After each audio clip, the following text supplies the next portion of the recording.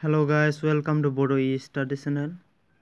नोंथांमोना दासिमबो जुदि आंनि बे चेनेलखौ साबस्क्राइब खालामाखै अब्लाना गिबियावनो साबस्क्राइब खालामनानै लाग्रो जाहाथे आं गोदान भिडिअ होनाय लोगो नोंथांमोना नुनो मोनो। दिनै आं गोदान भिडिअ लाबोदों। बे भिडिअ जाबाय NRC नि सोमोन्दै। जों मा गावनि मबाइलजोंनो जों मा खालामनो हायो, NRC खौ कारेक्सन खालामनो हायो, गोरोन्थि जानायखौ जों सुद्रायनानै लानो हायो। जों बेखौ बोरै सुद्रायगोन आं नोंथांमोननो स्टेप बाय स्टेप खालामलांगोन। गिबियावनो नोंथांमोना मायाव थुनांगोन, क्रोमआव क्लिक खालामनांगोन। क्रोमआव क्लिक खालामनानै मा खालामनांगोन, बावहाय nrc.assam.nic.in होननानै नोंथांमोना मा खालामनांगोन, सार्च खालामनांगोन बावहाय।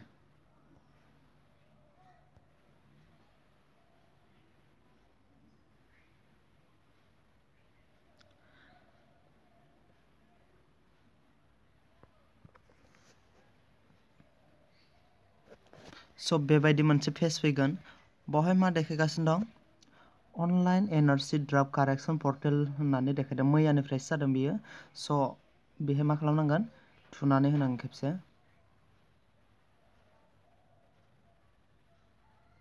गिबियावनो मा बेबायदि फैगोन मोनसे login or register using your mobile number and legacy data code if any one ARN one mobile number. जों मा बेखौ फरायजोबला, नोंथांमोना मा खालामनांगोन, I acknowledge that I have read the above content होननानै बेहाय मा खालामनांगोन, क्लिक खालामनानै होनांगोन। बेबायदि मोनसे फैगोन। अब्लाना मा खालामनांगोन, लॉगिन खालामना, गिबियाव लॉगिन खालामनो हाया, बेनिखायनो मायाव थुना होनांगोन, रेजिस्टार होननायाव क्लिक खालामनानै होनांगोन। बेबायदि मोनसे फैगोन, निउ रेजिस्टार होननानै। बावहाय मा खालामनांगोन, गिबियाव ARN नम्बरखौ होनांगोन आरो नैबेहाय केप्चाखौ होनांगोन। आं बे ARN नम्बरखौ होनोसै, बेनि उनाव स्किप खालामनानै देखायगोन।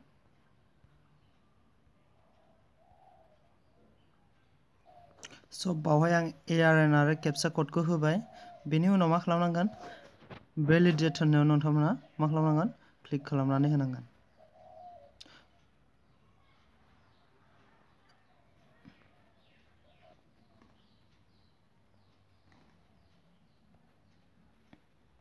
बेनि उनाव भेलिडेटआव थुना होनांगोन। दानिया जों भेलिडेटआव क्लिक खालामनानै होनोसै। बेबायदि फैगोन। LDC माने मा, नोंथांमोना मा खालामदोंमोन, LDC आव सिगां नोंथांमोना मा होनदों, NRC हैनो थांनायाव लेगेसी डाटा क'डखौ नोंथांमोना नैबेयाव होनांगोन। नोंथांमोननि न'नि लेगेसी डाटा क'डखौ होनांगोन बावहाय। बावहाय आं लेगेसी डाटा क'डखौ होखांबाय। बेनि उनाव आरोबाव मा खालामनांगोन, भेलिडेट होननायाव नोंथांमोना मा खालामनांगोन, थुनानै होनांगोन। बेबायदि फैनांगोन। बावहाय मा होनांगोन, गिबियावनो एन्टार युवर नेम, आंनि मुंखौ होनांगोन। बेनि उनाव बेहाय मा, हेड अफ द फेमिलिनि नेमखौ होनांगोन। बेनि उनाव करेसपन्डेन्स एड्रेस, बावहाय मा होनांगोन, हाउस नम्बर होबाबो जायो, बिल्डिं नेम, नं, बेफोरखौ होबाबो जागोन। बेनि उनाव लकेल स्ट्रिटआव माखौ होनांगोन, लकेल स्ट्रिट, बबाव थांखो, लकेल स्ट्रिटआव पस्ट अफिसखौ होबाबो जायो। काउन्ट्रियाथ' इन्डियानोखा, स्टेटआ आसाम, डिस्ट्रिक्टखौ सेलेक्ट खालामनांगोन। दानिया आं फारि फारि खोन्थालांसै। नेम,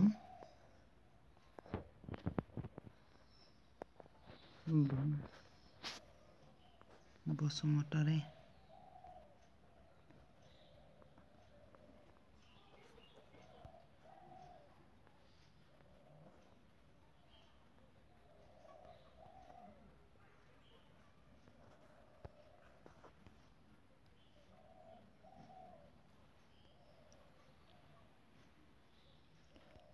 समकं,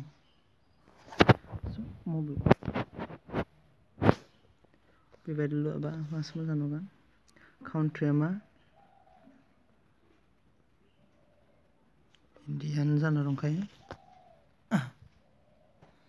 बेनि उनाव डिस्ट्रिक्ट फैगोन। डिस्ट्रिक्टआ मा जागोन, गावबा गावनि डिस्ट्रिक्ट होनांगोन डिस्ट्रिक्ट होबाय सार्कोल जनाय भिलेज टाउन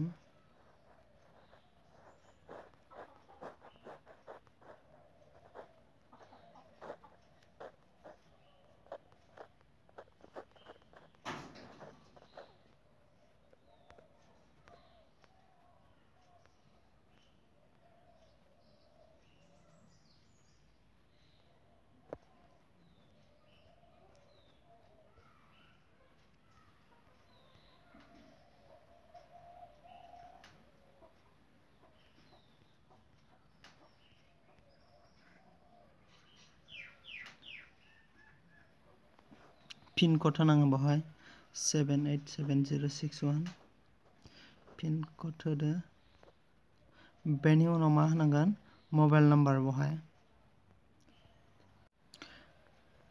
मा खालामनांगोन मबाइल नाम्बार होनांगोन नोंथाङा बबे मबाइल नाम्बारखौ सलायो अब्लाना मा खालामनांगोन बेवहाय नों इउज खालामबाय थानायखौ होनांगोन 1099819 मानोना बेवहाय OTP फैगोन मोनसे बेनि उनाव 9101019981 बेनि उनाव इमेल आइडि होनांगोन इमेल आइडि दङब्ला इमेल आइडियाथ' बयनाबो थाजोबखायो बेनि उनाव मा खालामनांगोन पासवर्ड क्रिएट खालामनांगोन पासवर्ड क्रिएट खालामनो थाखाय मा होनदों password must consist of minimum 8 character जानांगोन बेहाय मा थानांगोन आपार केस लेटार थानांगोन 1 लोअर केस लेटार थानांगोन 1 नाम्बार थानांगोन आरो मा 1 स्पेशल केरेक्टार थानांगोन स' बेखौ नोंथांमोना क्रिएट खालामना लानांगोन गासै 9नि बारा जानो मोना 9नि बारा जानांगौ 9नि खम जानो मोना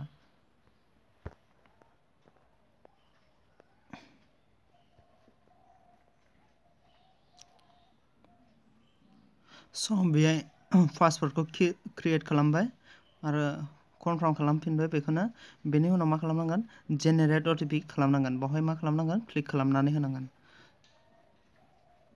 स' OTP has been send your mobile number होनदों OTP-आ आंनि मबाइल नाम्बाराव फैबाय होनदों स' बे अके खालामनांगोन स' बेबायदि OTP फैगोन मोनसे OTP-आ जाहैबाय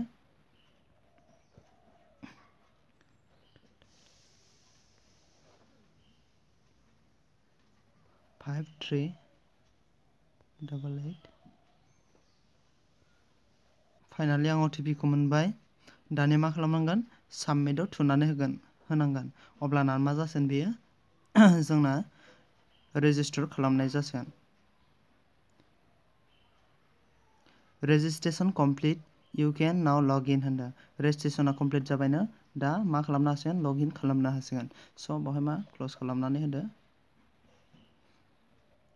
स' बेबायदि फैगोन बेखौ नोंथांमोना फरायबाय थालायनांला बेहाय I acknowledge that I have read the above content होनदों मा खालामदो थुनानै होदो स' बेहाय लग इन खालामदो बेहाय मा होनदो एन्टार इउर रेजिस्टार मबाइल नाम्बार होदो एन्टार नोंथाङा मा पासवर्ड क्रिएट खालामदों बेखौ होदो बेनि उनाव केपचा होदो दानिया नायनोसै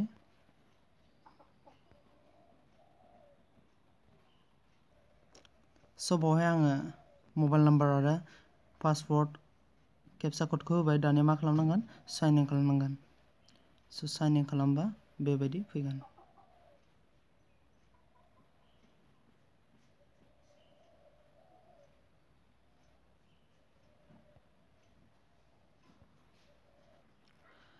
स' दानिया फाइनाल लग इन जाबाय बेहाय मा दं मोनब्रै स्टेप दं गिबियाव कारेक्सन बेनि उनाव receipt generation change approval status बेखौ कमप्लिट खालामनांगोन दाना जोंना स्टेप 1आ इन्सट्राक्सनखौ जों फरायनांगोन correction provision shall be applicable only for those whose name are included in complete NRC draft मा होनदों जायफोरना NRC आव मुं दं बिसोरल' मा खालामनो हागोन कारेक्सन खालामनो हागोन होनना बुंदों स' बेखौ आं फरायबाय थाला नोंथांमोना मा फरायदो मानोना बेखौ फरायबा भिडिअ'आ एसे गोलाव जागोन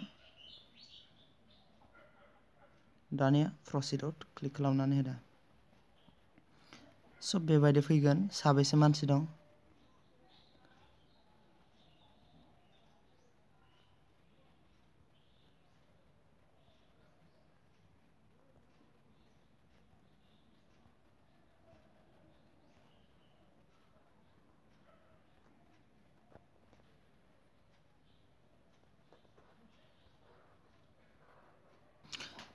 स' निड टु चेन्ज होननायाव नोंथांमोना क्लिक खालामना होनांगोन।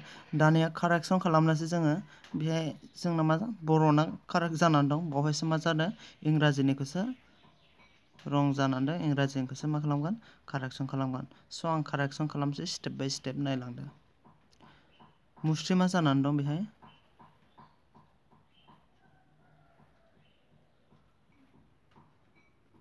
गिबियाव मा खालामनांगोन निड टु चेन्जआव क्लिक खालामनानै होनांगोन। स' बेबायदि पेज फैगोन, फट' सट' फैजोबखायो। दानिया बबेखौ कारेक्सन खालामगोन क्लिक टु इडिट होनदों, बेवहाय थुनानै होनांगोन। अब्लाना आं गिबियाव बेखौ इडिट खालामसै। बेवहाय मा जानानै दं मुस्रि जानानै दं, मुस्रिखौ खोमोरनोसै आं, स्रि लिरनोसै, स्रि जानांगौ, बेयावबो मुस्रि जानानै दं।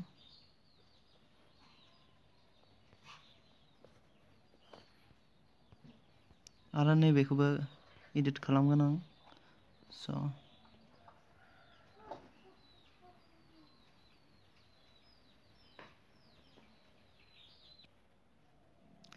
आं बेवहाय कारेक्सन खालामबाय, मुस्रि जाना दंमोन स्रि होबाय, बेवहायबो स्रि होबाय, बेहाय मुस्रि मा जाना दंमोन बेखौ मा होबाय MRS होबाय, नै बेखौ मा कारेक्सन खालामबाय। बेनि उनाव नोंथांमोना मा खालामनांगोन कारेक्सन खालामखांनायनि उनाव गाहायथाराव साबमिट होननाय दं, बेहाय मा खालामना होनांगोन क्लिक खालामनानै होनांगोन। Do you want to confirm the change, confirm खालामनानै होबानो मा जासिगोन बेयो data has been update successfully, do you want to continue in this page होनदों, येस खालामनानै होनांगोन।